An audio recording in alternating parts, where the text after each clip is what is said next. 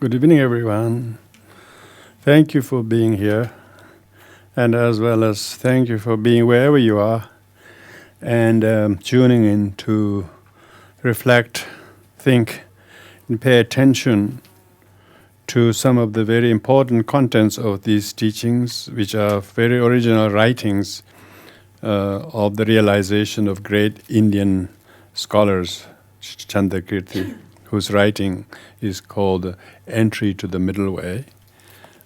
The meaning of entry to the middle way is usually our mind is not entering at all. It is going and straying and getting sort of going in the vicious circle in elsewhere and not finding the right way. And we are taking the wrong turn, so to speak, and falling into extreme views or conducts and thoughts. In order to realize those wrong views, the wrong conducts, the wrong ways of being, one needs to listen and hear the teachings. And so we have been going through these very beautiful writings of Chandrakirti, which is called Entry to the Middle Way. We are on the 6th chapter, and 6th chapter basically almost constitute 90% of the 10 chapter text.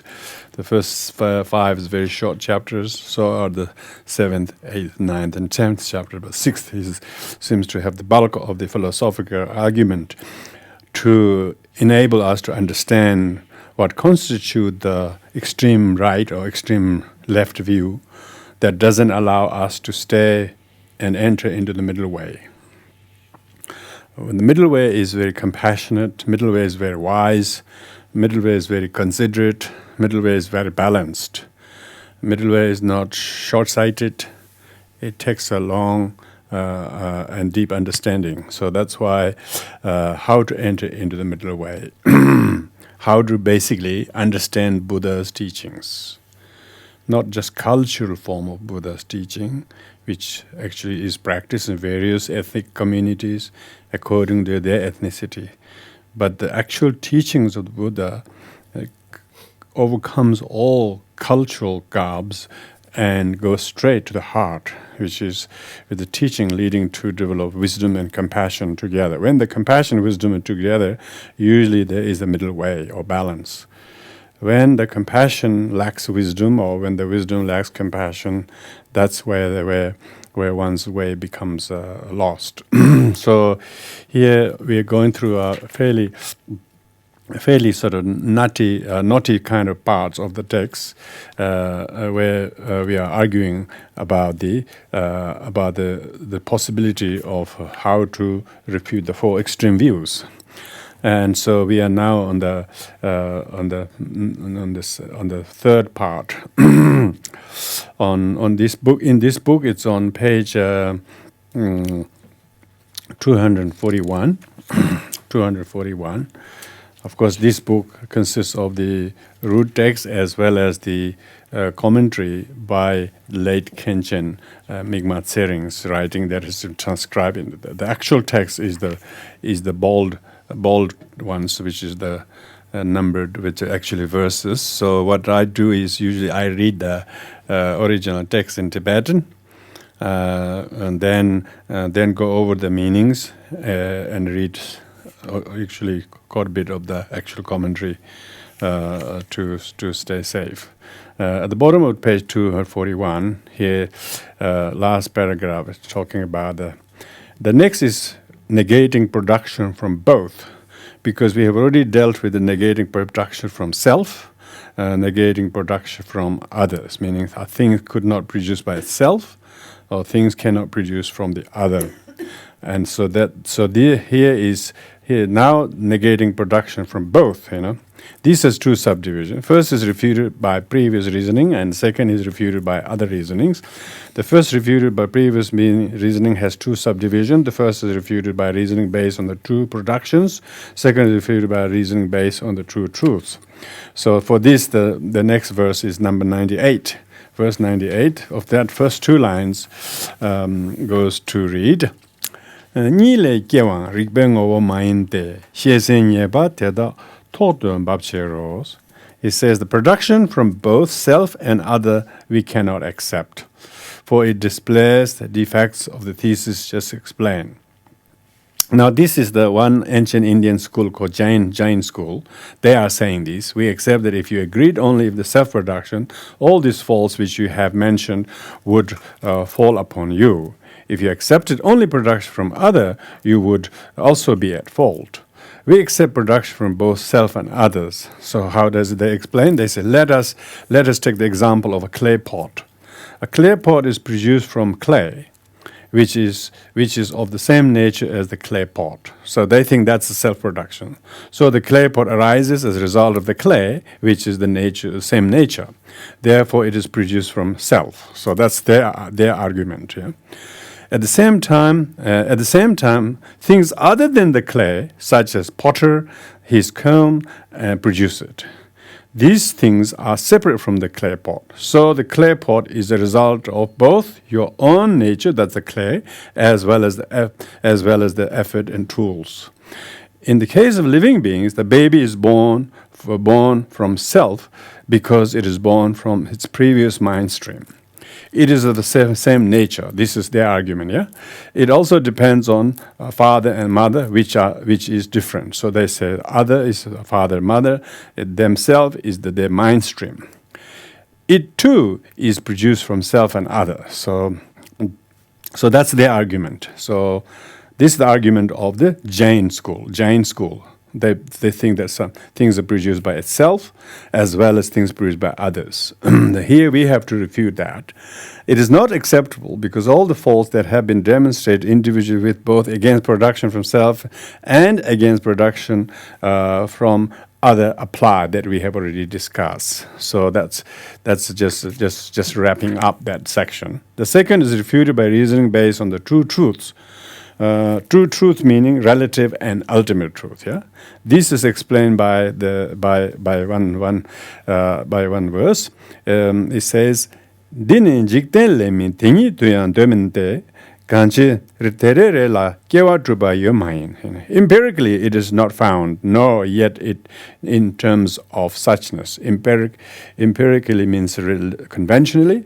And no, it is in terms of suchness. So this is not acceptable either in the worldly or in the ultimate sense, because who in the world would believe something is produced from itself as well as other? You know, because we already said if the clay pot is produced from the clay pot, then why it has to produce? It already is.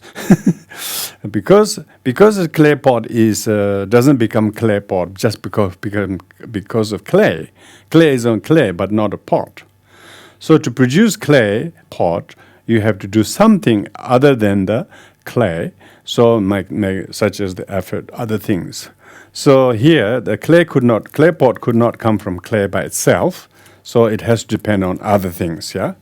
Of course, Jains are in the world, and they also have the worldly sense. This is talking about the relative ultimate sense. But what they are imputing is not from the worldly sense. They're talking in the ultimate sense. It is unaffected by wrong philosophical view. This is therefore incorrect conventional truth. So it is unacceptable from the point of view of the true truths. So this is talking about the truth. Second is refuted by other reasoning by saying,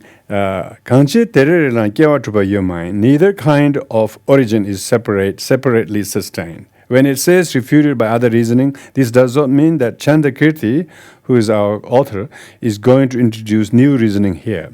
The syllogism here is that a thing is not produced by both itself and other is as in the previous reasoning, because then its production would be unending, useless, and all the things would be able to produce everything else on account of being separate. You know, say if watch is produced from this folder, because the folder is other than the watch, that means that anything could be produced for anything other than that. You know, so there is no production from other by itself. No, if it's produced from itself, there is no need to produce. even if it does produce from itself, it will be endless production. There will be no gap, no interruption at all. There will be continuous. So those two arguments already covered in the previous one, but they are arguing. So to counter-argue that, here we are reading, the thing is not produced from both because it is not produced individually. It is not produced by self or other individually. This is just as a way of presenting syllogism.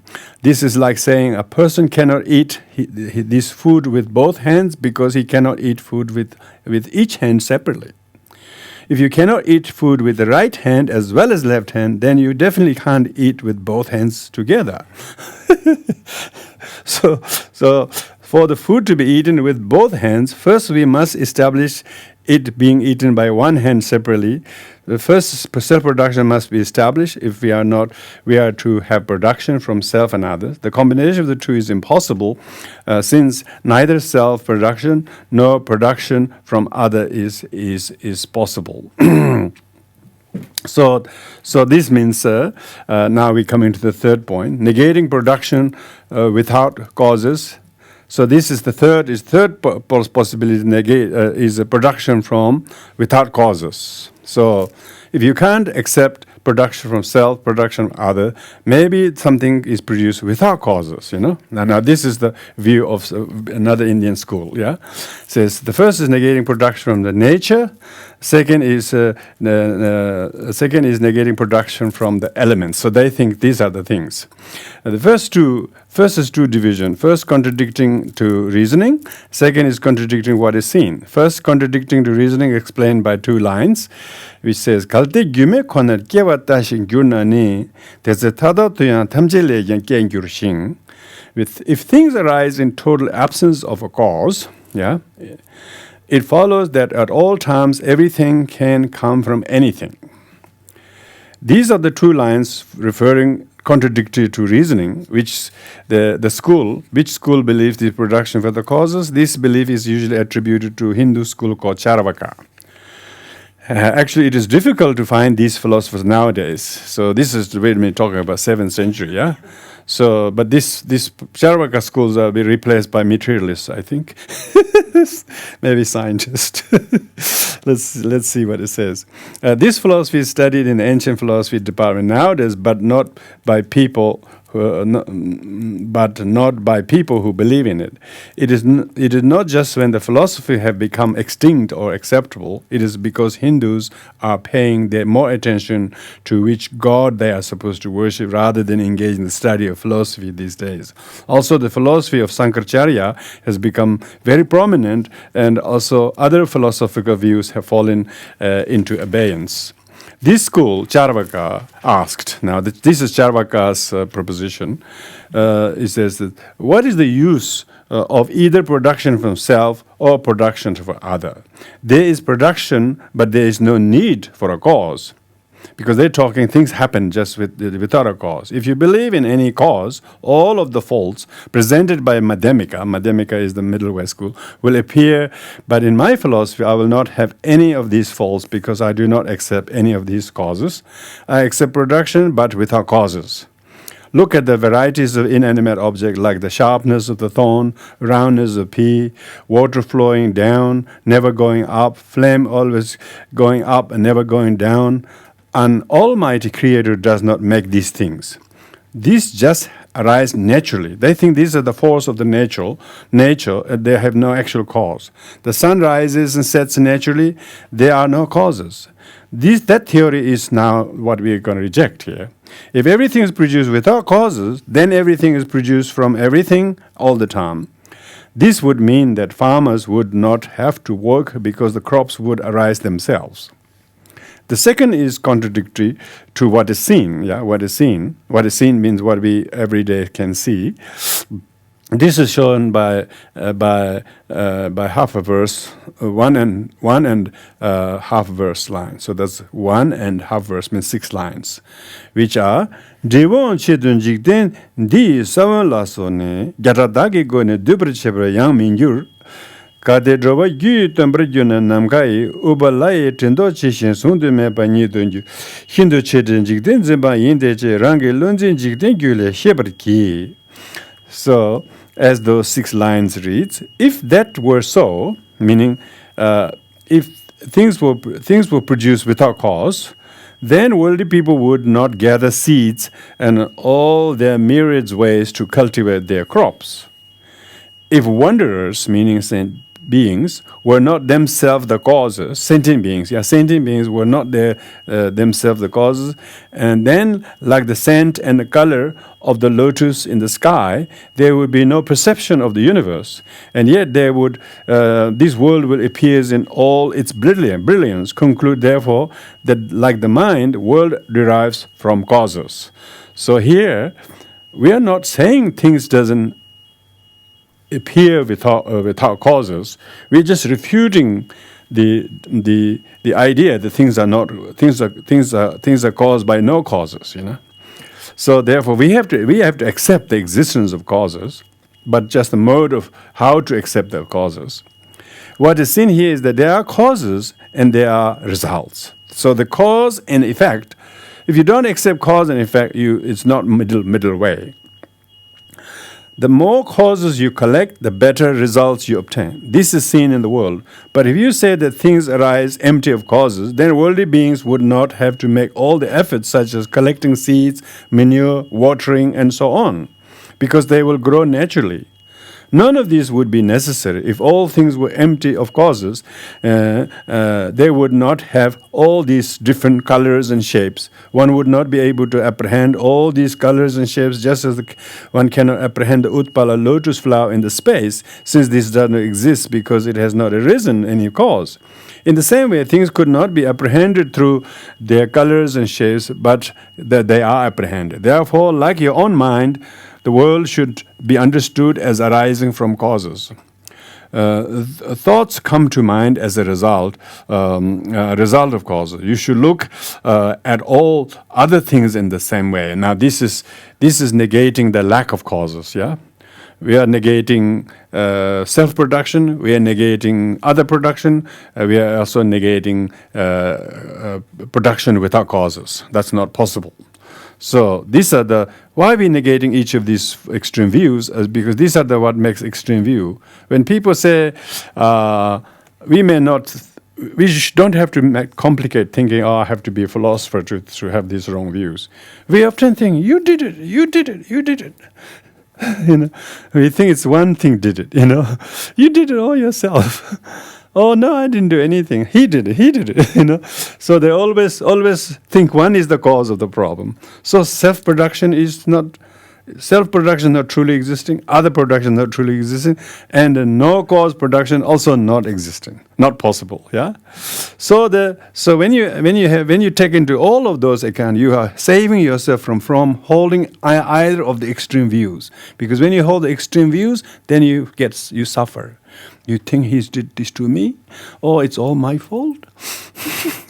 And then we become so wrong, we become so stagnant with the wrong view, and then behaviorally we act as though we can do something to them to stop the problem. We don't realize our anger is the problem and contributory to it. We think there's one unitary problem out there to be stopped, and we waste all our effort doing that, and then it only go to exacerbate the problem. So that's why it's extreme. That's why the extreme view makes extreme behavior and reaction, violence, and so on. Whether it's against others or to some degree, some people turn to themselves. It's all my fault. They're just belting themselves, Which is Buddha don't want anybody to do that, They don't want to blame others or themselves, Buddha want to save everybody from the wrong views. Then they can be kind to others and kind to themselves because you have the right view. When you have the right view, you can save from falling into wrong views and wrong behaviors and wrong attitude. And that's the purpose. So we shouldn't think, this is too much a philosophical thing. Talking about Indian schools or talking about this. No, it's not.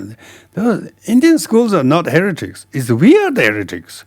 We are the one who hold heretical views and we hold the wrong views. If it's Indian schools the problem, you don't go to India. You don't learn anything Indian, that would be good. No, those wrong view holders are buried in the ego. buried in the ego when we do not lit the lamp of the Dharma. So therefore, when we think these teachings, then it's, I shouldn't think it's his fault. No, I should think it's all my fault. Because if you think it's other person's fault entirely, it's other production. If you think it's all your fault, it's a self-production. If you think there's no cause at all, don't care at all, that's nihilist. And so we are trying to prevent people holding nihilist views. So, secondly, the negating production caused by elements. This has three subdivisions. First, inability to realize the world beyond, because some people can't think world beyond this world. They say, "Oh, I don't believe in other world or next life." So that's one of the cause of nihilism. And second is presenting syllogism to prove that view wrong. Presenting this logic to prove how that is wrong. Thirdly, rejecting the argument on the basis of this syllogism. The causal, so that thing I have read is actually repeated down here as well. So, causal element may seem like production from causes. When you see some things made by many things, you can see, things are created by causes. There is one school that says that baby is born as a result of the four elements only. They don't think there is karma or the consciousness, anything like that. They think it's all the four elements. They have the four. Maybe this should be attributed to scientific school. These days, probably that's what scientists think. It's all the matter, only the physical things. According to this argument, there is no preceding consciousness. So because they are, when they think that things come from elements, they do not think it needs consciousness. They think it's the body. We are just living physical organisms. We don't have a preceding consciousness that caused the birth of the four elements. Even mind arises from these four elements. That is the one section that will be dealt with later, if not present. At present, we are dealing with emptiness to be realized by all vehicles. Within that, there are two: selflessness of phenomena and selflessness of person. Selflessness of phenomena meaning emptiness, empty of inherent existence of things out there. And selflessness of person is empty of inherent existence of self in here. Because here and there are mutually inclusive. You can't have one and not the other. In order to establish selflessness of phenomena, means things don't exist from its own side. There is the negation of the production from the four alternatives, which we have already dealt with: production from self, production from other, production from both, and production without causes. This is now, we are coming to the last segment of the four. We have already dealt with the first three topics, and now we're dealing with the fourth, which is production without causes, because they say it's only elements. There's no other consciousness or karma. Which is negating production without causes.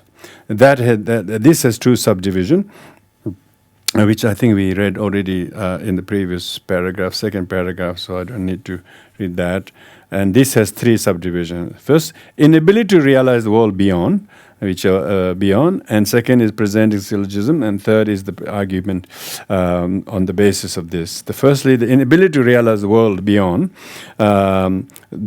because they don't know there is a world beyond this, and they can't see, and they don't believe. They don't believe in next life, for instance. So this doesn't have to be Charvaka. Quite a lot of people in this category, maybe blissfully so. Maybe they don't have to worry about next life. So it says, how can you say the elements, which are the object of your mind, because elements do not produce anything, because elements are not even elements unless the mind cognizes, labels, and imputes them. And they compose the latter's nature, that's right. This surely cannot be. And how can you with mind so thickly clouded ever comprehend aright that what lies beyond this world? When it's said here that the opponent accepts production from the causal elements, causal elements, it refers to the hereditary school that believe that even living beings arise as a result of elements. Probably this is the scientist view. They don't think there is any past life to water. They think it's just the biology, isn't it? Just the biology, reproduction. So it's only elements, and in many ways they can't do better than that, because those are the only things they can see. They can't see the mind traveling from anywhere else, entering in the mother's womb. They can only do biological test. They can do just the biological test, and then there's a biological sign of they wouldn't say, oh, this consciousness coming 2 weeks time. Wait a minute, your mom is going to have a conscious entry next week. They can't tell that.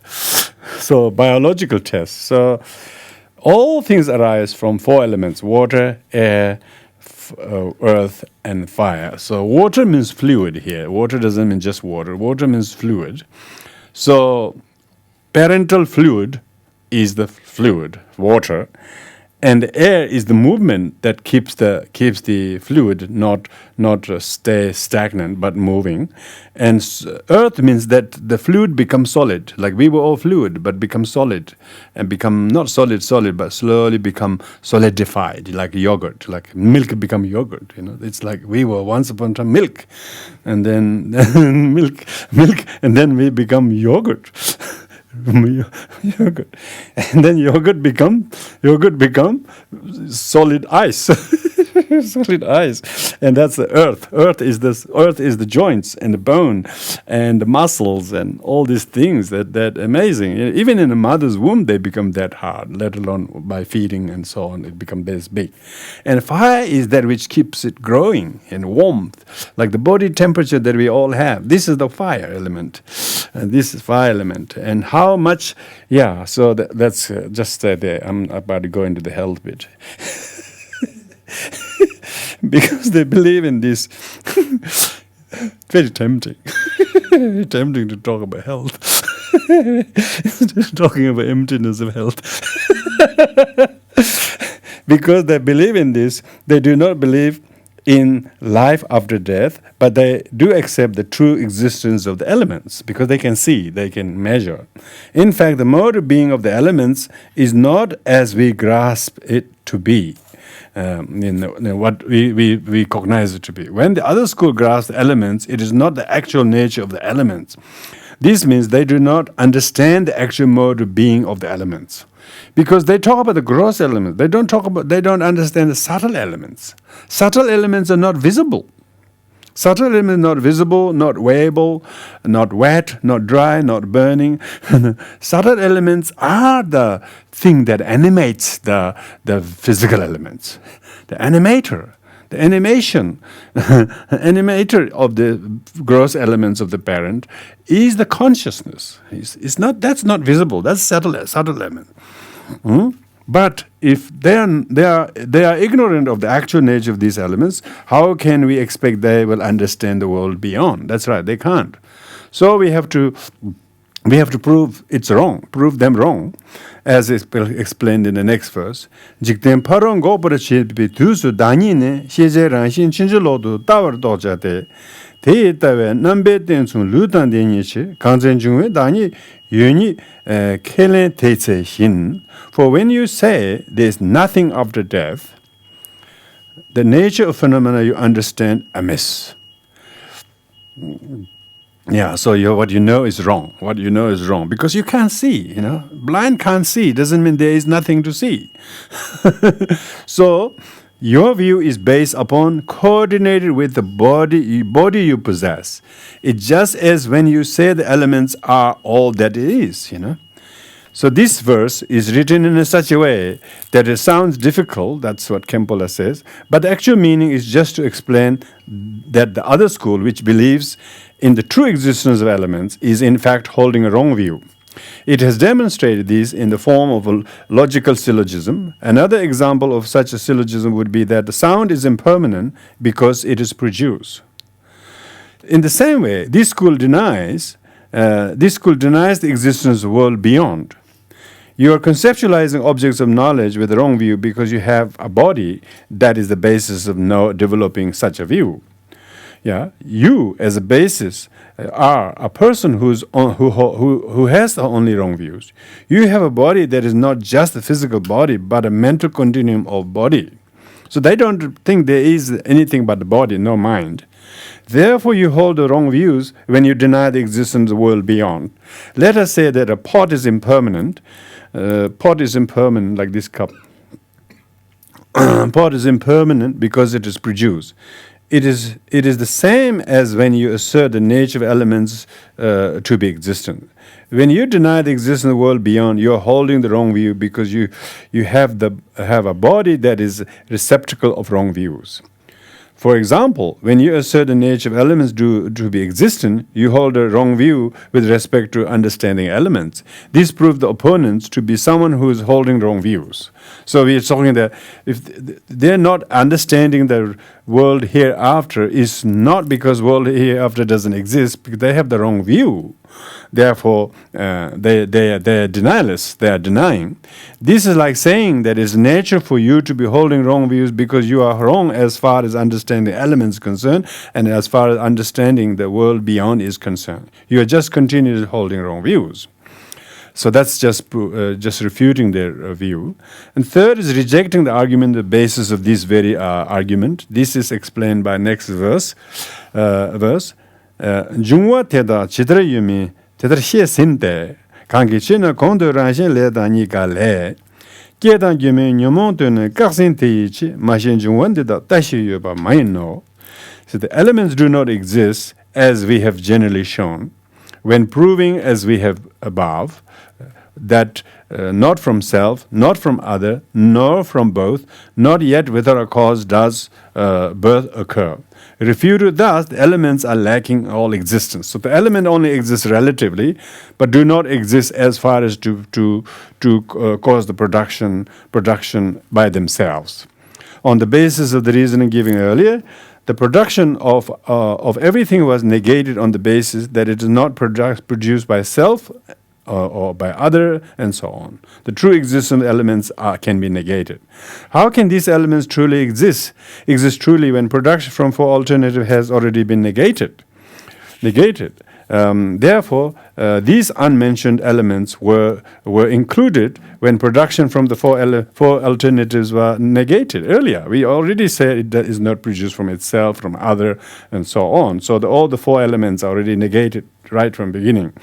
What elements are there which were not mentioned earlier among these things, among those things whose productions was negated? The opponent's view is negated in two ways here.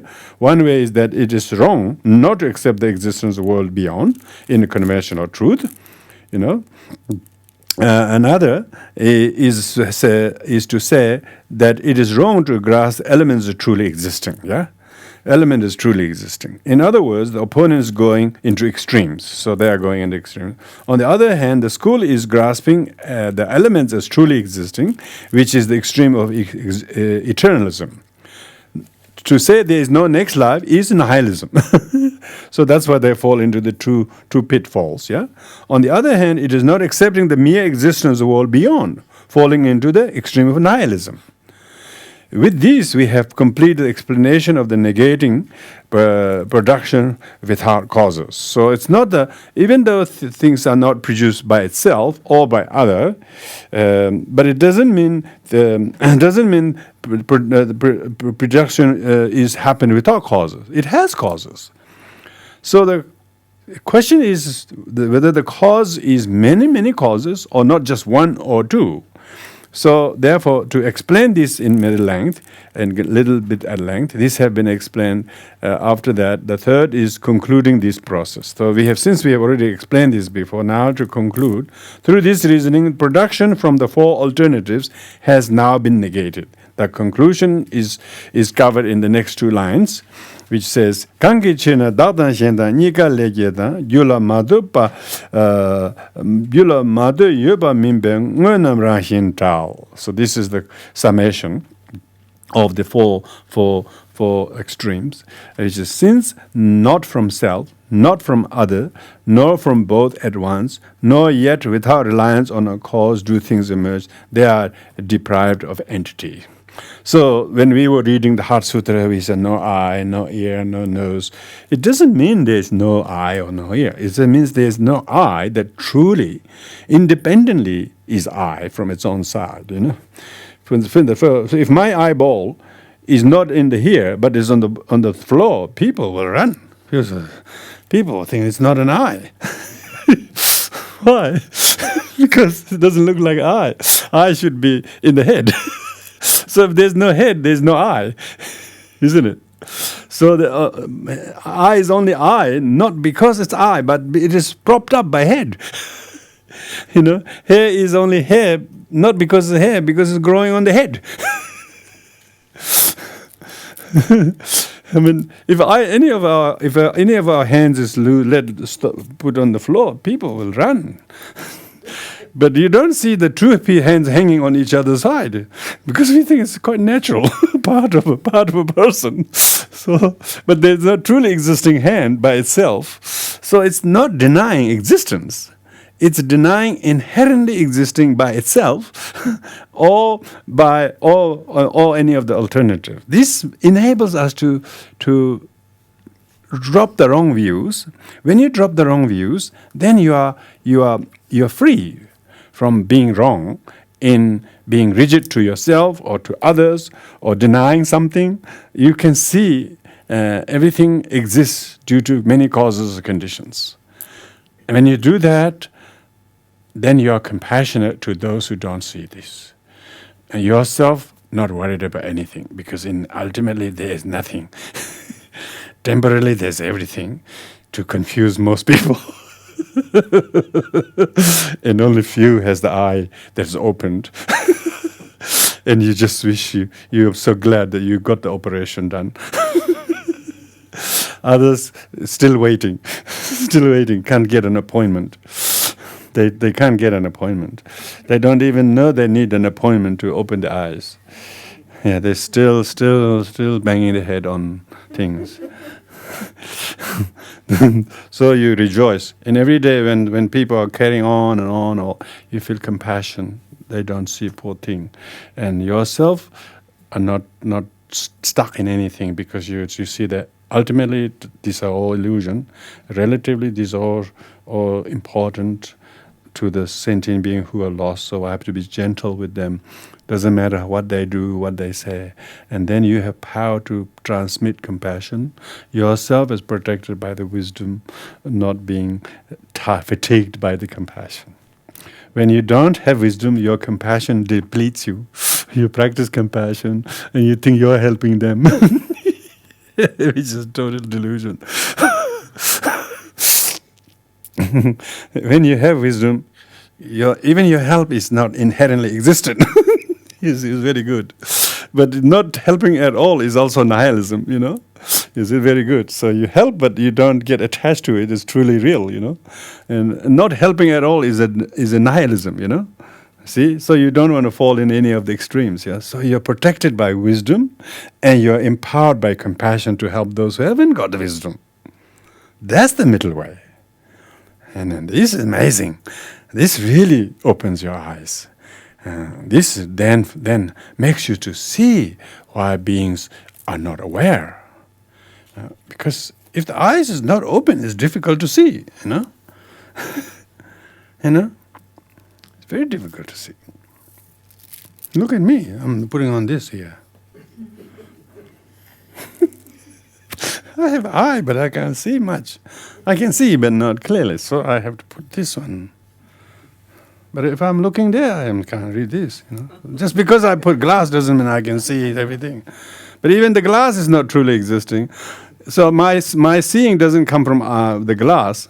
If my reading comes from the glass, I can put this glass here and then read everything. No, I have to still look at here, this right line and so on.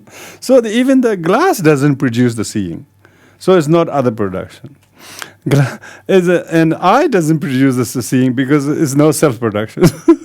And so on and so on. So when you use these kind of syllogistic views, it really opens your heart, mind, and it opens your view. And then it enables you to see others who don't see that, alas, poor thing, they haven't gone to school. They haven't gone to a night school. Yeah? When we're studying this, what you're talking about right now, Mm-hmm. I can see that you're saying that we should apply that, for instance, like in everyday life, like for instance with getting angry with the government because they're not doing anything about reducing carbon emissions. But I get really caught up in that.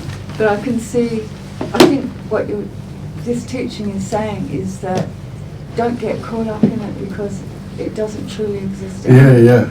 But, so do you have to realise emptiness before you can be like that? Oh yeah. If you don't have realization or understanding of emptiness, we will hold those views and we think we are right or others wrong or whatever. We got dualistically caught into this war.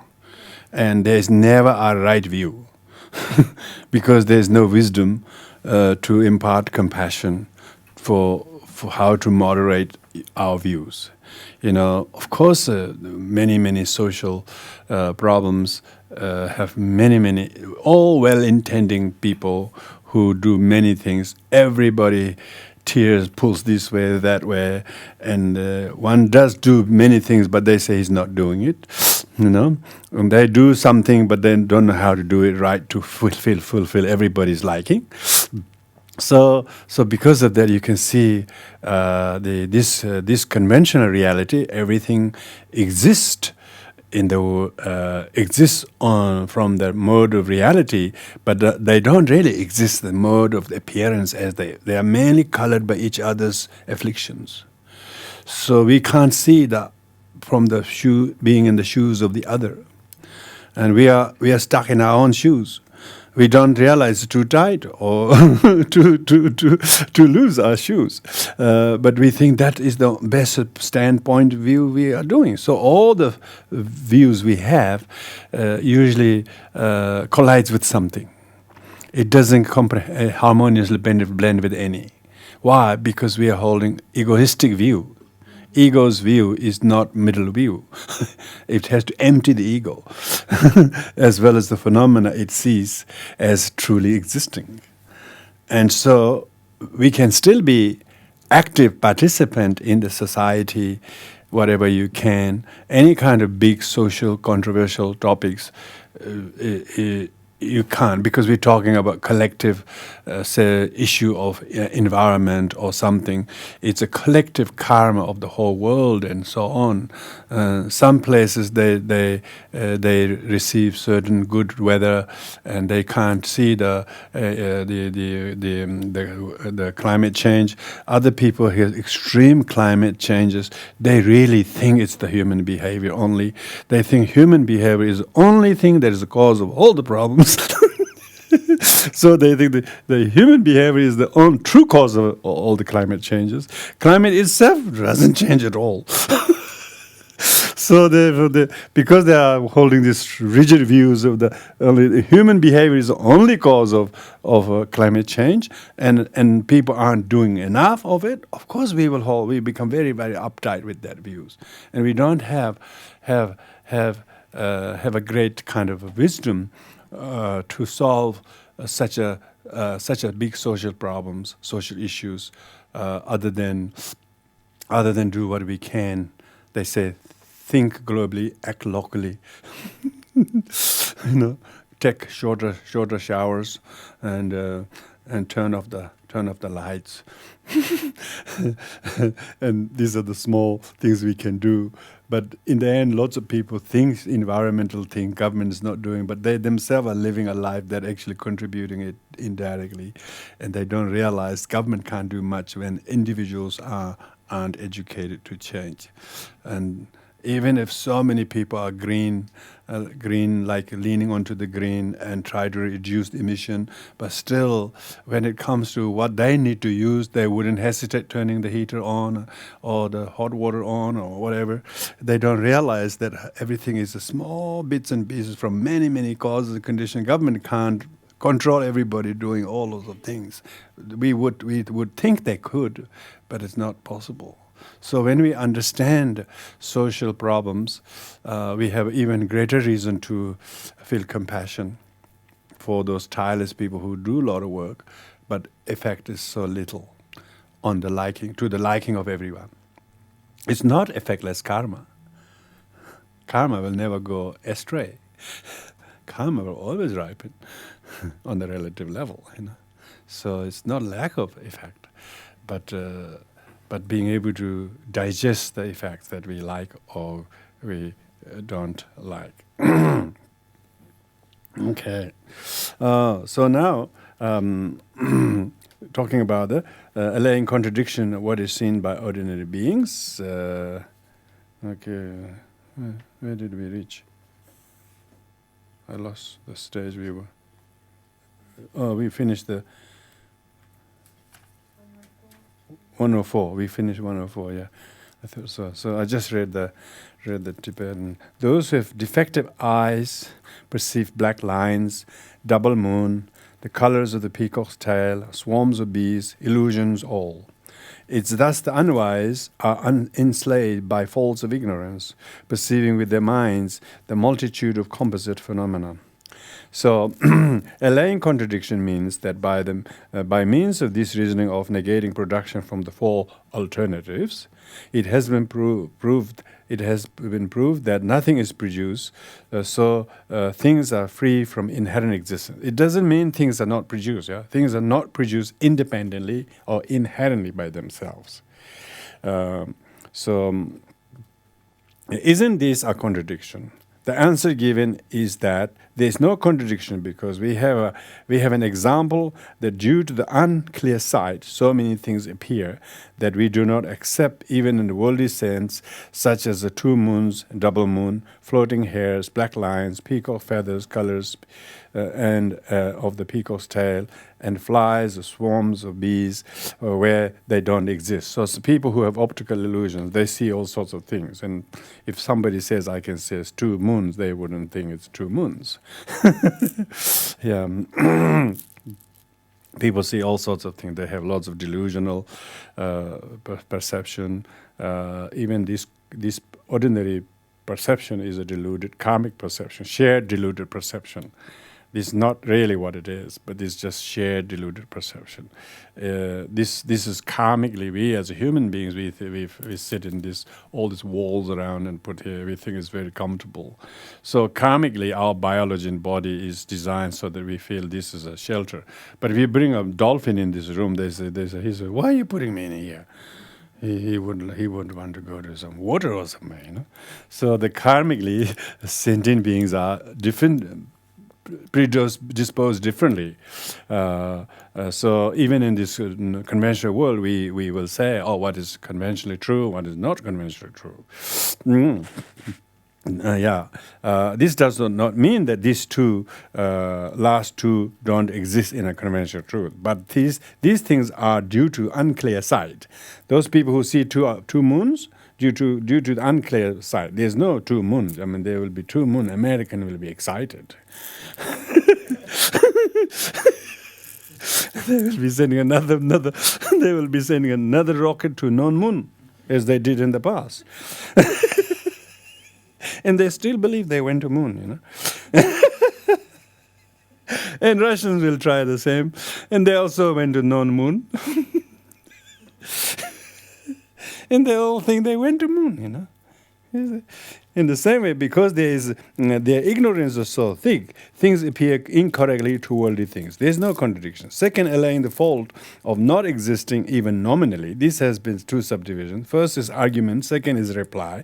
The first argument is explained in one verse, which says, Kalde temuk tene lejung temuk mebarane menju sheja menge kone tokpa korma cha.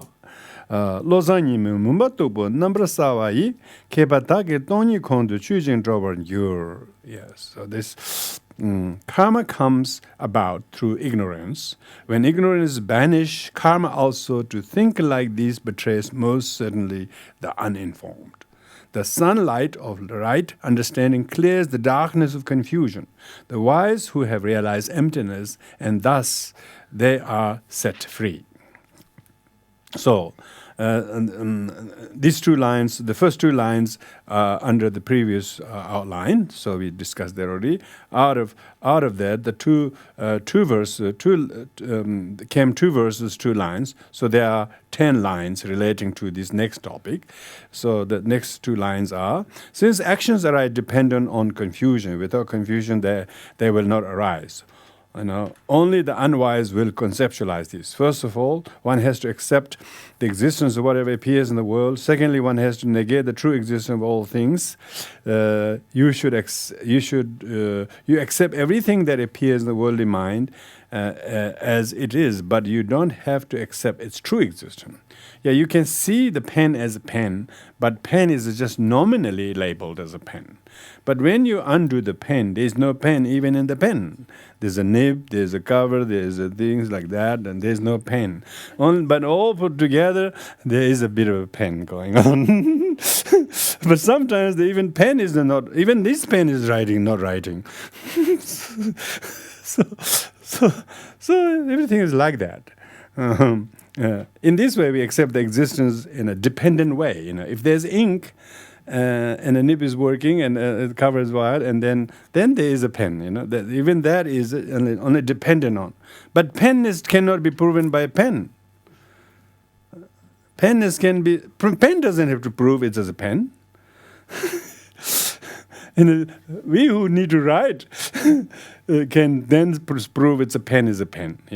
If pen does the pen thing inherently, then it should write. We don't have to touch. See? So even though we have the pen in hand, still no writing happening. The question is there, answer not coming. See, it's not lack of pen. The idea is not happening. So we have to think like this. Then it's very simple, very simple. It's very useful too. It's not just a subject of philosophers who study philosophy department. It's really practical every day. Oh, we think it's all his fault, all my fault. Oh, this is not happening. Oh, it's many factors need to be there to prop it up. Even the pen is there, idea is there. There's no pen, one paper, what can we do? Just write. I told you write. I dictate you. I'm telling you all the ideas, but you still don't want to write? No paper. Oh, now it's paper's fault, is it? Yes. So when you take into all the account, then you realize, everything is propped up by many things, like the carpet. Carpet is not one knot. Not one knot of the string, all the knots, plus the loom, plus everything. So, like that, our life is not truly a huge one unitary piece. It's atoms and atoms and atoms, all molecules to join together become this body, But in any parts of the body, there is nothing truly existing self. Neither in the earlobes, nor in the ear itself, nor in the biggest chunky part of your muscle or your bone. There is no self in any of that. Just kneecaps in the kneecap. Even some people's kneecaps also no kneecaps, I'm told. They've gone for a while ago, a year ago. They're wearing some artificial things. Even the real kneecap is no real kneecap. It's so you can see these things really. One should keep this difference in mind, because when you say that you accept whatever worldly things accept, it doesn't mean that you accept worldly way of looking at things exactly. You don't, of course. That would mean that you will have to accept the true existence of all phenomena, because worldly people think phenomena are truly existing. Because worldly minds grasp all things as truly existing. They don't see them as just a nominal. They don't see them as a merely provisional. They're just like a pawn. They're just tokens. They're just little reminders. They are not the thing itself. Because it is all centered on the grasping of I and me and mine, whenever you grasp anything, it is grasped by truly and independently existing. Because we have this strong I and me and mine, you think it's so real when it's my idea. We don't realize my idea is just only relative. No matter how brightest idea we have, you should still think it's a relative. Even something somebody said just wrong idea. It's only relative to how much you want to wrong it. you know. Don't think it's their idea is wrong from their own idea. It's because in relation to your idea, their idea is wrong. But from their idea, your idea is wrong. So 2 heads, 2 wrong views, 2 views. He thinks your idea is wrong. You think his idea is wrong. Bring a 3rd person to complicate it more.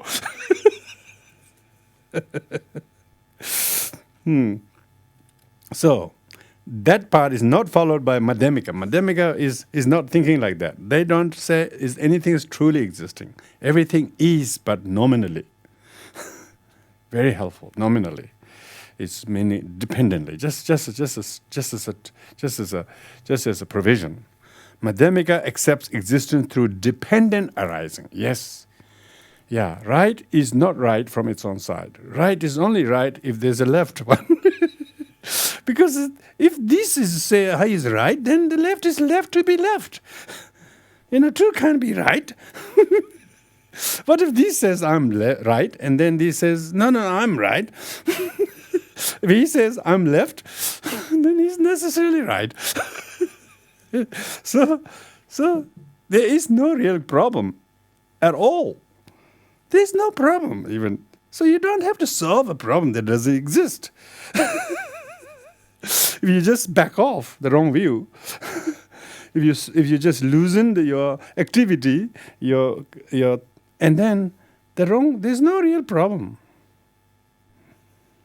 But if you have the wrong view, thinking I'm right, they're wrong, and so on, no matter what the other people do, other party do, always wrong. You will never see anything right they're doing. It's dangerously harmful, divisive. All the conflicts caused by wrong views, not by wrong people doing things wrong things to us. We seeing it wrongly and interpreting it badly and not realizing that is so. We are not conscious of the wrong view or as wrong view. We are not even conscious of the wrong view, let alone how to write it. Is that the final way of looking at things? No, because by understanding the interdependent arising, you will come to realize there is no existing at all. So, meaning there is no existence at all. When a thing depends on something else, there is no real existing. So, no real existence doesn't mean doesn't exist. It means there is no independent, permanent, inherent existence. These are 3 important points. Permanent, unitary, and inherent existence. Unitary means like the pen exists by itself, Unitary, the meaning it has no meaning. It hasn't got the ink, it hasn't got a nib, one thing, It's got many parts. Even pen's got a lot of parts. So if it's many parts, it's not unitary, is it? It's got many parts. So many parts. Each part is not the pen. That's very helpful. Each part is not the pen, so that's good. So by the time you take each part away, there's no pen left. So it's good to dissect, Good to disaggregate. Good to disaggregate. Each hair we take away from the hair, very useful, When a thing depends on something else, there is no real existing.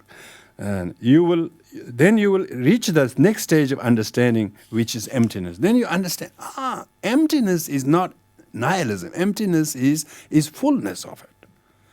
You have a full understanding of the whole thing. It's not pick and choose, It's that you understand the whole thing in totality, in an ultimate level as well as relative level. Yeah, and therefore, when you have this, and you see others who don't see this, then you have real power to practice compassion. I used to be seeing like that. I used to be in that position. Now I'm at least few inches away from that, and I know exactly how terrible it is to be in that kind of view. They are now in that state, so I have to be gentle with them. See? This just saves you. This is real refuge. This is the real refuge. This is real refuge. Even though you don't hold the view that all things are truly existing, if you simply accept that things exist independent on causes condition and your understanding is limited to that, you are unwise. Only the unwise conceptualize this because they haven't gone beyond it. Going beyond that, the wise completely eliminate the thick darkness with the sun, understand emptiness, and are liberated. Remember, we read the text saying that the sunlight of right understanding clears darkness of confusion. The wise have realized emptiness, thus they are set free. Yeah, they will not hold the wrong view anymore. Only the unwise conceptualize this, and because they haven't gone beyond that. Going beyond that, the wise completely eliminate thick darkness with the sun. That's why in Buddhism we use sun disk, sun disk, moon disk, all these things, so that people don't forget the light of the Dharma. Not to make look tankas pretty. It looks like tankas are very beautiful to look at. It's an art, or so make it beautiful. It's much more beauty if you understand why the sun is there. Much more beautiful. Beautiful. That's the difference. Understanding dependent arising is necessary for understanding emptiness. So they say, those who understand dependent arising will understand emptiness. Those who think it's emptiness, they become nihilist. Those who understand dependent arising, then, therefore, they will understand emptiness. That's why Tsongkhapa wrote in very beautiful poem in praise to dependent arising, instead of in praise to emptiness. Why? Because when he prays to dependent arising, then it enables people to undo the pen, and no pen in any parts of the pen, So that's a dependent arising, because there was conventionally a pen when it's all assembled together, but when you truly look at the pen, how the pen is dependent on the cover and the nib and the label and the paper and all that thing. When you understand that, then you understand empty of inherent existence of pen, and pen as a phenomena, pen as a kind of tangible phenomena, inanimate object. We're talking about phenomena such as your hurt, your pain, your sadness. These are all phenomena. You have to meditate on the emptiness of the phenomena such as feeling. That's why there's no feeling, and feeling is emptiness, and feeling is dependent arising. This is so important teaching. This is not philosophy for people interested in philosophy. No, this is people who need to live. They need to think like this, and then helps them from suffering and the cause of suffering. Because they're stuck with the wrong view, thinking it's truly him or her or that event or this thing did to me. One doesn't realize how many big things has propped up to make it look alike,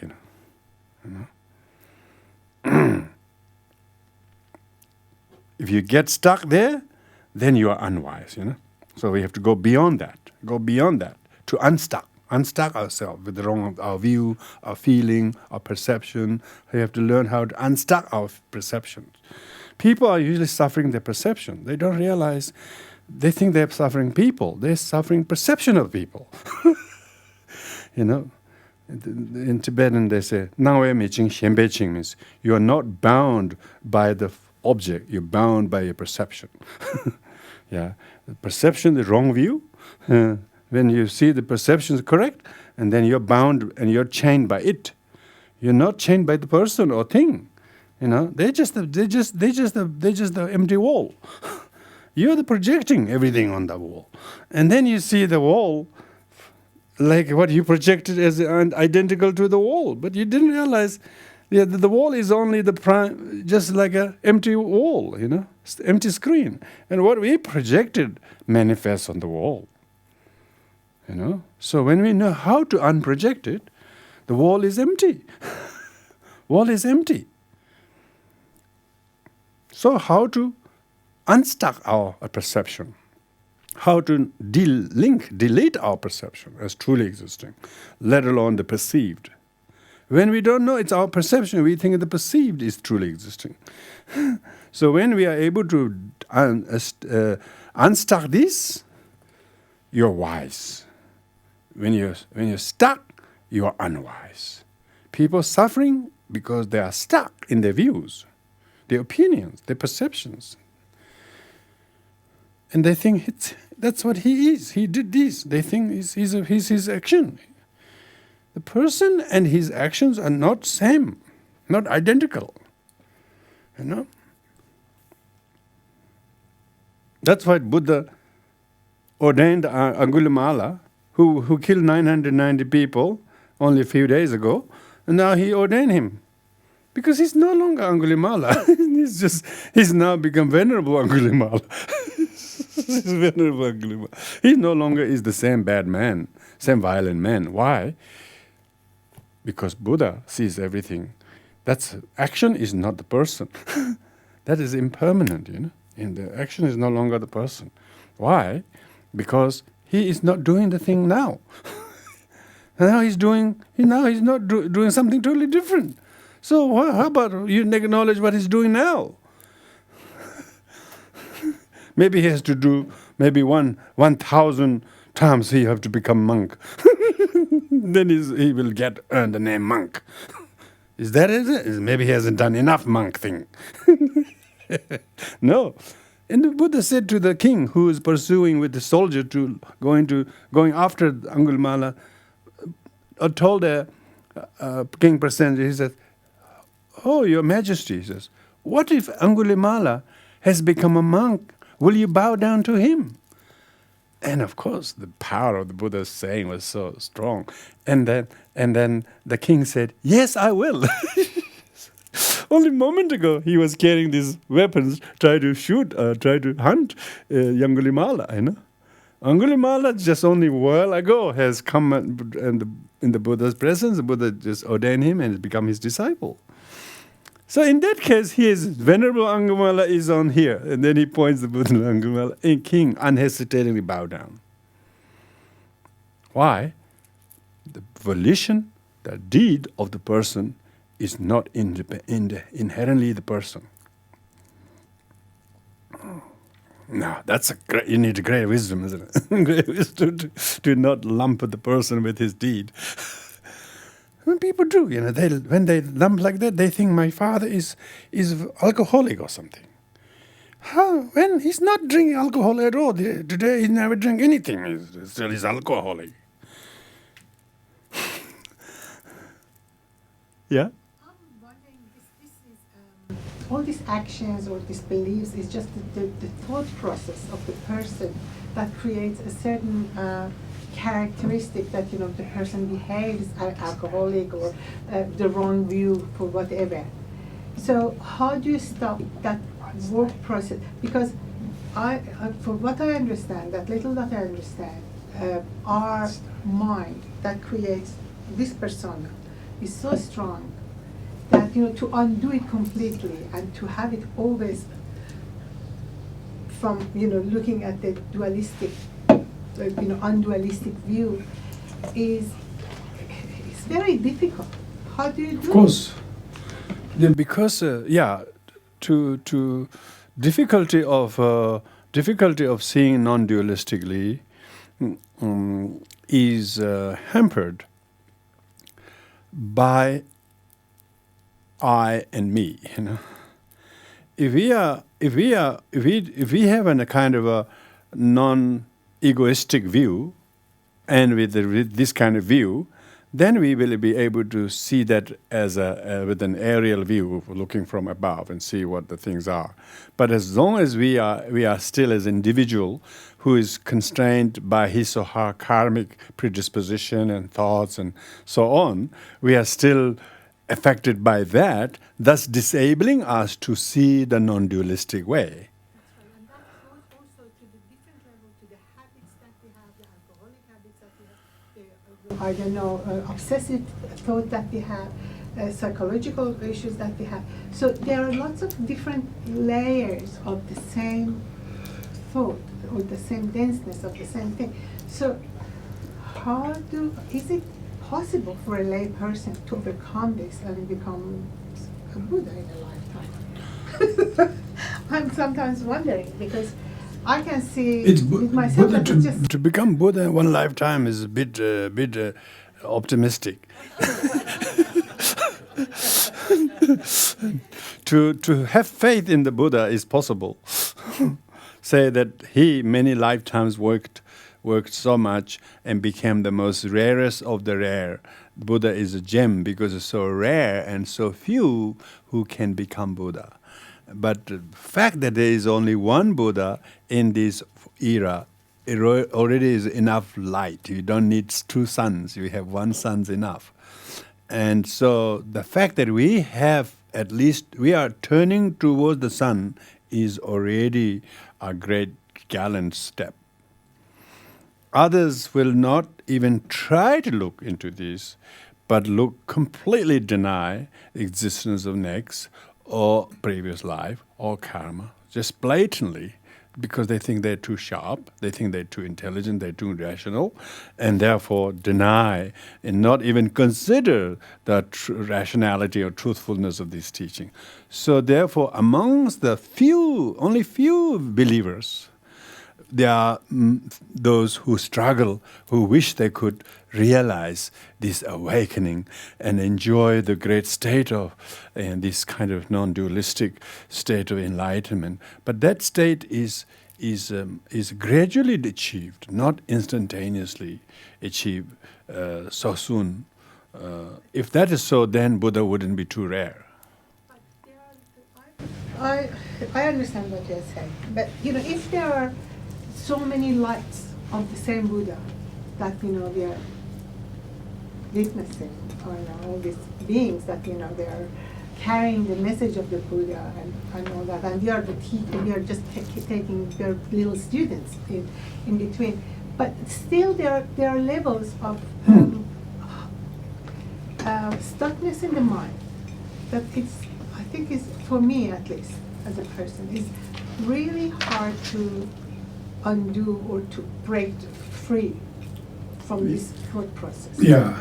Because at the same time I'm in the dual, in this level, and this at another level I understand exactly what you're saying. Yeah. What the teachings are. Yeah. The fact that we see the slowness of the progress, but yet wanting and yearning to make progress, is already a sign that we are on the path.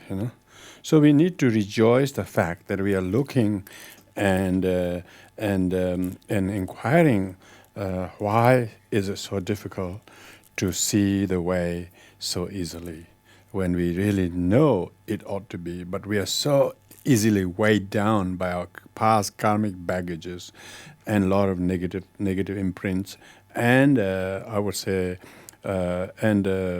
negative surroundings. Materialistic surrounding, very unspiritual material world, and we become sort of so much encroached by these things. Our possibility to practice in simplicity is complicated by the type of lifestyle we are consumed by to live. If amongst the practitioners there are some who have moderated their life and not live in a particular way, not do particular things, but instead retreat to a particular way, particular time, particular amount of time they will do for supporting or whatever their physical living, but otherwise they primarily prioritize their spiritual practice. That's why we have very few living masters who are able to devote their time to keep the light going. So the pile of light is not goes off, so the torch is passed down. Even these days we have, the number of full-time practitioners are fewer and fewer, but those even when we have lots of practitioners, doesn't mean everybody is just as good as they are trying. So there's always even in the 14th century, this is like 600 years ago, the great scholars were lamenting and how difficult it is to progress We would say good old days. The good old days wasn't good old days when they were good old days. When we think the 14th century people were very lucky, or they didn't have any of this distraction or whatever, even then they wrote how decadent people were, how deluded, how angry, how violent, how uncivilized people were. In many ways, our world has become much more civilized. We have become less blind faith people. I think modern world has become less people blindly believing in things, and so more rationally not believing in things because they can't see it. They are not traveling that deep enough spiritually, so they are not blindly following the whole multitude. So in many ways, the world hasn't really gone back worse. I think that those people who have the karmic aptitude to look spiritual doesn't have to be hindered by the fewness of their fellow practitioners. But in spite of the difficulty that we practice, they say, one teacher said, one eminent teacher, when we asked him how it's so difficult to practice, the teaching is so true and so amazing, but when we want to practice, our progress is so slight, it's almost nil, and yet our wish to practice is there, but when we practice, we feel so many challenges from all 10 directions. Is there any chance we can actually keep on practicing? And then these teachers, we people all thought he was in a great state. He says he also think like that himself. He says, if he can get one little bit right this life, in 100 lives, he can get 100 things right. So he will take one at a time. And he says, try to get everything right in one life. It's not possible. He says, Buddhas took 3 uncountable eons to reach those levels of enlightenment. They didn't reach it in one lifetime, Even the teaching does say, Vajrayana is swift path and people of sharpest faculty can reach one enlightenment. That's if you are sharpest faculty, That's if you are so gifted, But even in the practitioners, amongst the practitioners can reach path of accumulation, path of preparation, path of seeing, but that's only first bhumi. There still is 10 stages of the enlightenment. So when we look at all these holy beings who are really highly revered by whole world, like His Holiness Dalai Lama and so on, even they do not say they're enlightened. They say, if I reach the path of preparation, he says, His Holiness says, path preparation is average, Is not having seen the truth of emptiness, Just one who's really, really diligently practicing always, and which someone like he always is. Even he humbly says, there's some sign that I have chance to realize path of preparation. It's amazing, so humbling when you hear that. But most people would think His Holiness would be some much more higher stages. Even he is. He would not say he has done that in one lifetime, because why is there an ever crying bodhisattva? Because the bodhisattva needs to be with sentient beings, and they need to be usefully present with sentient beings where they need it. What if they got enlightened and disappear? One less lunch to feed? Is it that's the benefit? No, we need those soldiers of the peace to stay among us, and while delaying their ultimate enlightenment. Even practitioners have to pray to delay the enlightenment. But they be the last one to make sure until all flocks of sentient beings cross the ocean, they will not go the other shore themselves. That's the promise.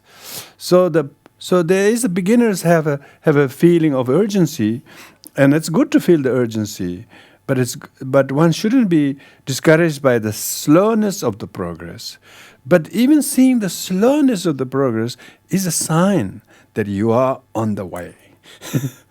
We should rejoice that and not be complacent with that, but at the same time be very confident of the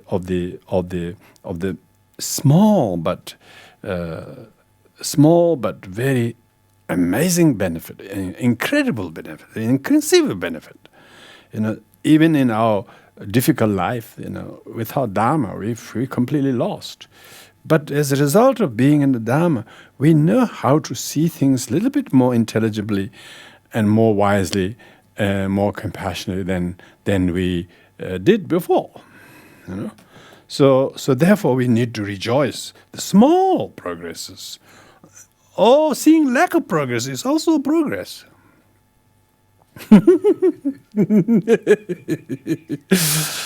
Lack of progress is very good. Seeing lack of progress is a very humble one. And they still will say, deluded, I'm deluded. Very good. They confidently write, I'm deluded. One who knows he's deluded is good. Means he's got something that informs him to acknowledge that he's deluded. But to say I'm enlightened is very dangerous. Even if you are, you might become sort of attached to some holy state or something. It's very dangerous. So the most great, some of the amazing yogis, authors, and everybody think they are some Buddha. They always wrote at the end of the writing, they said that I, the deluded, useless person. Yeah, they always call themselves I, the deluded, useless person. They always called harshly to themselves. Dusumpa. Dusumpa means confluence of affliction. No, they don't just have one affliction, they have confluence of influence.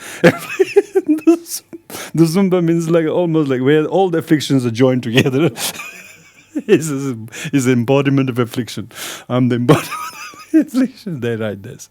It's amazing humility. That being able to recognize that is a practitioner.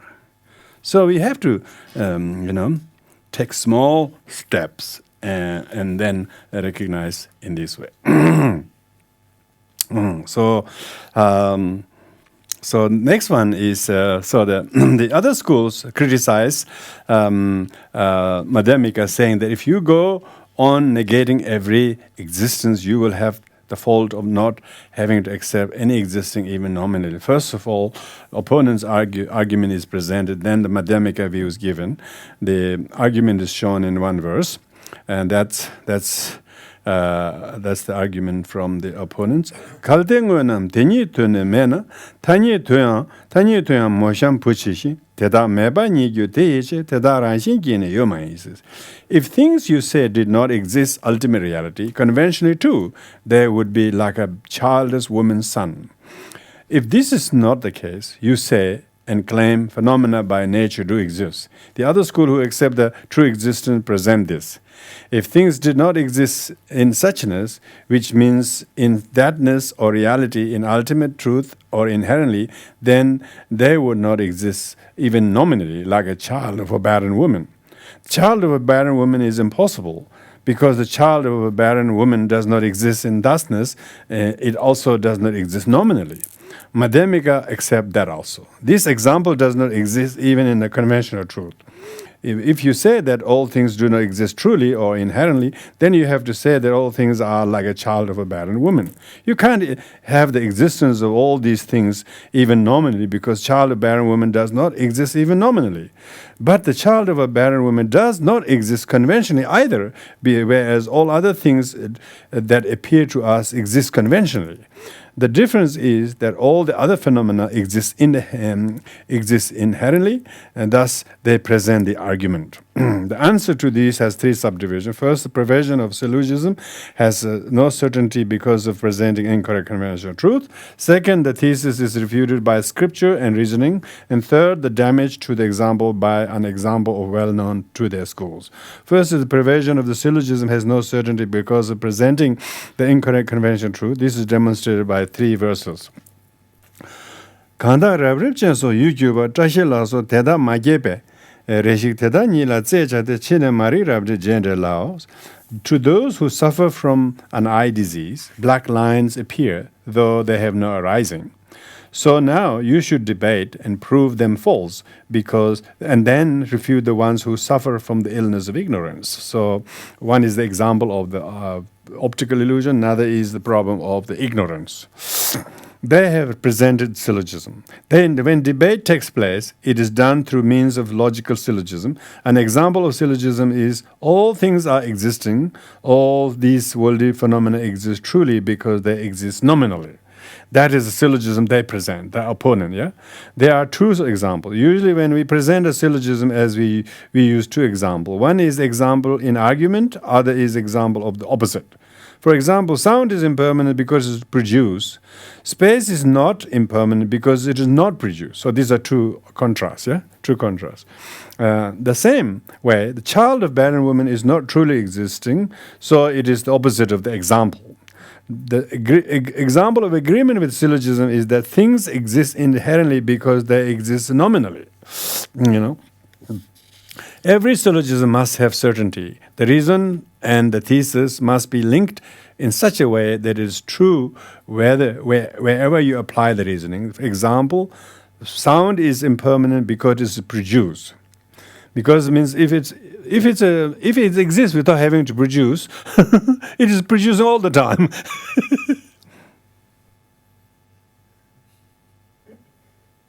See, no sound. so therefore, sound is what is impermanence because it's produced. You know, otherwise it will be permanently producing sound. I don't know for what. That would be like a fountain. We think the fountain is there all the time. No, there wasn't before Burley Griffin was created. Even in sometimes they turn off. Did you notice that? They turn off the fountain. You know?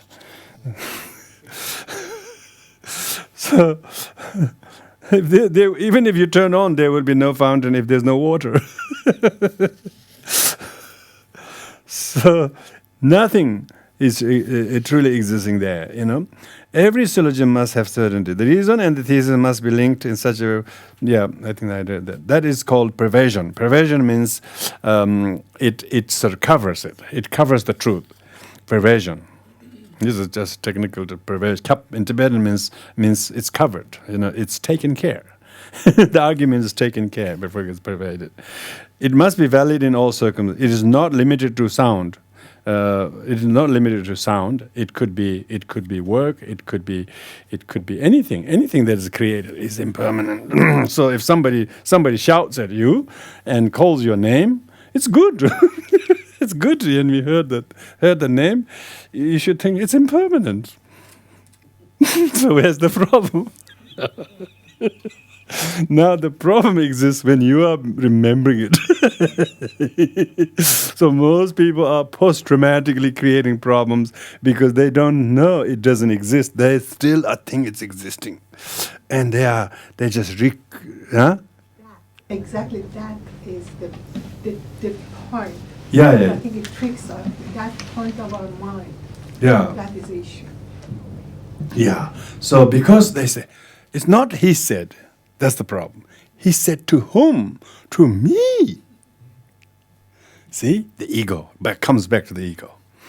Because we think he said to me the bad name, then it's so real. Even he's kept quiet since then. And even dead, and even saying sorry, still not possible to erase the problem. Why? Because the I is so real. I is so really, truly. And then it doesn't let go. It doesn't want to unstuck it. So this is the wrong view.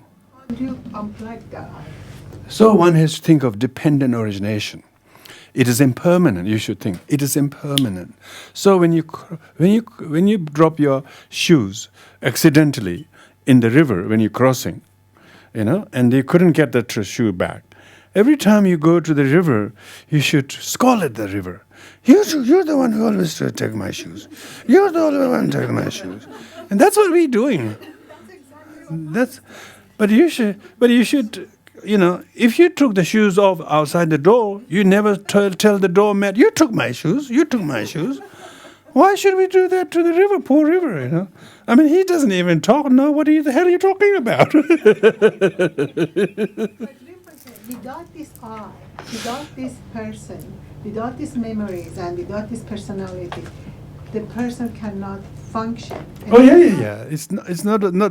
Problem isn't the functioning. Problem is over functioning. Problem is not functioning. The problem is it is so full of itself, and it's think of my shoes all the time. It doesn't think that your leather shoes is a good food for the alligator. Alligator was very hungry all night. All of a sudden, a shoe came for him. You think, oh, it's become a good food for the alligator. If you think like that, then you wouldn't be worrying. But no, it's my shoes. That's the problem. If your shoe become a good chewing, good lolly for the for the alligator, you wouldn't think so badly. Oh, I lost my shoe. Oh, your shoe became a good food for the alligator. It depends whether it's full of me or full of the benefit to the water or benefit to the shoes. I mean, the river has no problem. River doesn't know what the hell it's talking about. It's so big to be thinking about shoes. But yet people are thinking, it's the river, it's the river. Why? Because they're all about me. This me and this I is incorporated of human being. Human psyche. The moment that we are born, we don't have the I and me. But as soon as we start to talk and we recognize our parents, it's grown up. It's what we call habituated to identify as me as truly existing. So that's the biggest problem. Is one, it is not saying you can't function as a human being. But you can still have your lunch, you can still go to your bed, and you can still do all the things. But as long as you don't whip up your problems, talk about your shoes all the time. Think of other pairs of shoes in the room, and then you can wear them, But people aren't able to wear the other shoes. They keep thinking of the shoe that was drowned in the river. That's the problem. They're so attached. Because it's not because the indispensability of shoes, because it's my shoes. So this I and me, this fallacy, as if it's got some amazing thing, it hasn't got the merit or the wisdom to let go. But people who cultivate the practice of Dharma slowly develop merit. And then when they have merit, they say, at the very beginning, it is quite natural to be like that. It's human nature, they call it. Yeah, diluted human nature is like that, but undiluted human nature isn't like that. Some deliberately don't want to wear any shoes, I know one Lama, he doesn't even want to put the feet on the ground. So he walks on the toes. He always walks on toes because he doesn't want to touch enough of his feet on the floor because it will kill insects. So he always walks on his toes. Yeah. So they are amazing practitioners, because they realize how much are we a nuisance to sentient beings. It's not the sentient beings taking things from us, or how much are we prioritize our road or our way, and we never think of what it means to other beings. So when one has the merit and predisposition to think that way, then the same habits drops. When the Buddha gave up his home and the royal position and everything, it was his growth. Everybody's working to get that kind of thing. He just wanted to go other direction. Why? He had the realization, because he had a lot of merit for so many lives that he worked as a bodhisattvas and had been consistently praying and working for the benefit of all beings. And now this is the last life that he need to show the way, that even you have all the things that you can ask for as a king, as a powerful monarch with everything, that's not the cause of happiness. That's not cause of victory. That's not cause for you to envy anybody. That could be the greatest trap. That is the trap for you to making any progress whatsoever. So he, in order to teach that, he did that deliberately to show the way. And therefore, it wasn't in one lifetime he got enlightened. 3 uncountable eons he worked as bodhisattvas. Many, many forms, not just humans, Sometimes as king, sometimes as a merchant, sometimes as just a boatman, sometimes as a whatever. Quite a lot of time even as animals, he still was a bodhisattva. Bodhisattva deliberately choosing to live life over some other beings. And he, as a result of attaining enlightenment, remembered all of these lives. So therefore there has never been, there never will be, who can gain enlightenment in one lifetime. So this is not even a problem. It doesn't happen. No matter who they are, that doesn't happen. So it's not so much how quick we gain enlightenment, but the fact that we know we are heading to the right direction with this kind of consciousness.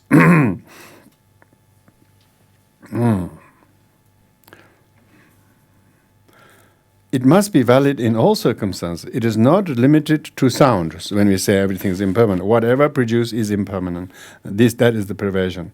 Now, in this case, all things do exist inherently because they exist nominally. In this case, the perversion is that whatever exists nominally must exist inherently. If the syllogism is correct, this perversion should apply in all cases. Whatever exists nominally should exist inherently. But this perversion is not valid because there is no certainty due to the incorrect conventional truth. So this means that there are certain things that came under incorrect conventional truth, as explained earlier in connection with the mirage, dream, mirror, and so on. These things appear, but they have no true existence. So all the things appear, but they do not inherently exist. The pen appears exists, but it doesn't inherently exist. Even if it does have a dependent existence of all the other things, but it is not a permanent pen. It will have a time. Even I write on paper, the pen will not be pen. There will be time the nib will break or cover will break or whatever, So there will be no form. So in other words, perversion does not apply to these things because of incorrect conventional truth. Objects of unclear sight appear to those with unclear sight, but they are not produced. Even though they are not produced, they still appear in the unclear sight. So therefore, one must first examine. According to the Tibetan word, you should first argue with them rather than examine them, and then apply these to those with unclear sight of ignorance.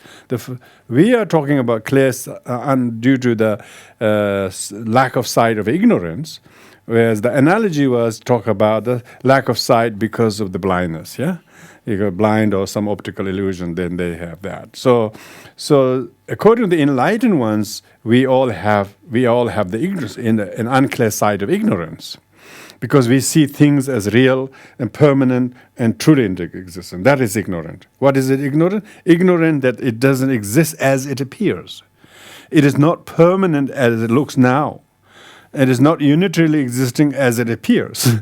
So when we're not ignorant about that, conceptually we understand, it is not truly existing, it is not permanent, not independently existing. So now that's what we can understand conceptually. But only when we reason and think like that, and then we can ease our grasping to them. But every day we forget about it. We forget, you did this to me. And straight away we just forgot all the view that we just read on Tuesday night. So that's what we're talking about. Because we have such a poor sight. It will need a couple more operations. A couple more operations. Until whole eye is gouged, probably best. Then couldn't complain what he can't see. Yeah, sometimes we have too much eye, that's the problem. Too much eye and too much eyes. The opponent responded to Madhyamika by arguing, how could all these things exist to appear to us as if they did not exist inherently? So they say, why are all these things appear to us when they don't exist inherently at all? Now that's quite a reasonable question. Reasonable. It's asking why are we seeing these things if it doesn't exist? Madhyamika replies that first one argues with people who have got this incorrect side and who see things do not exist even in a conventional truth. When confronted with the person affected by jaundice, we question the fact that he perceives yellow where there are no yellow. Yeah, same argument is applied to all those sentient beings. We ask them, how is it that these phenomena appear to you when they don't exist? Yeah, so they say that. So all these things exist to us, because we are habitually imprinted by conceptions and predisposition. They say, does Buddha see a Buddha? They say, no.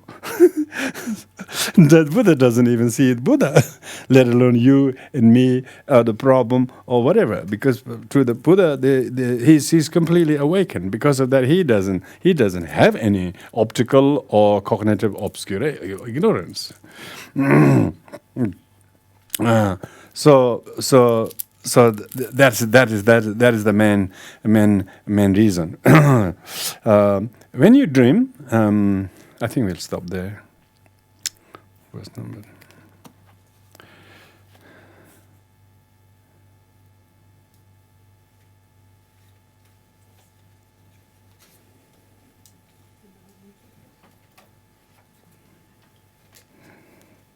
$252. Verse number 108. 108. Very auspicious. Very auspicious number. To know there's nothing there. No problem. Okay, thank you. We will do the dedication of merits.